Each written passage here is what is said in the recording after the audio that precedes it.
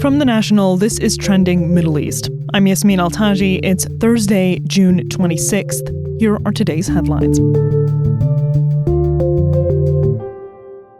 The U.S. and Iran are set to hold talks again next week. U.S. President Donald Trump announced the talks at a news conference yesterday at the end of the NATO summit in The Hague.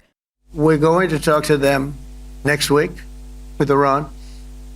We may sign an agreement. I don't know. To me, I don't think it's that necessary. I mean, they had a war, they fought. Now they're going back to their world. I don't care if I have an agreement or not. This comes after failed negotiations between the U.S. and Iran prompted a U.S. attack on Iran's nuclear facilities. Israel launched an air war with Iran that lasted nearly 2 weeks on the pretext that Iran was close to building a nuclear weapon. The IAEA's Director General Rafael Grossi denied that that's what the agency had said. The start of the war came after the IAEA's board found Iran in breach of its nuclear non-proliferation obligations.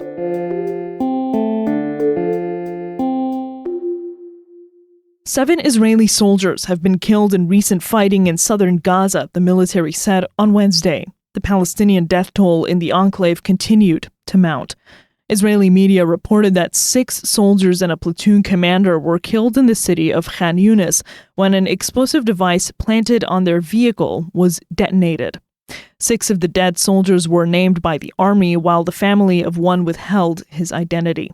Here's The National's Mina Aldroubi with more. So this is one of the highest numbers for Israeli soldiers killed. In a long time, we've not had this kind of reporting in a while. Usually the Israeli media doesn't announce such high numbers.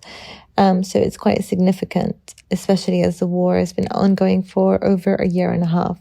Meanwhile, at least 90 Gazans were killed between dawn on Tuesday and Wednesday morning, according to official Palestinian media. 56 people were killed while queuing to receive aid, according to news agency Wafa.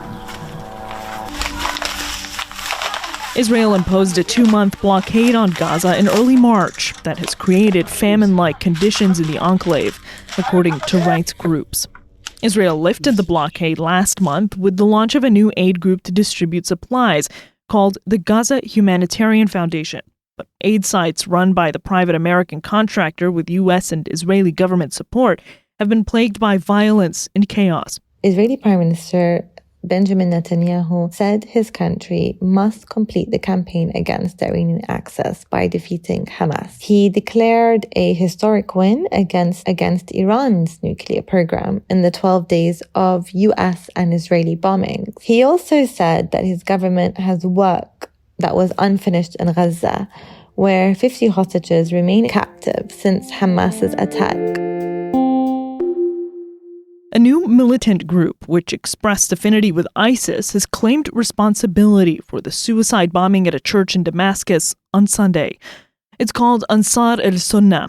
Experts say it's made up in part of former Hayat Tahrir al-Sham members who grew disaffected with the group's moderate rule once in government.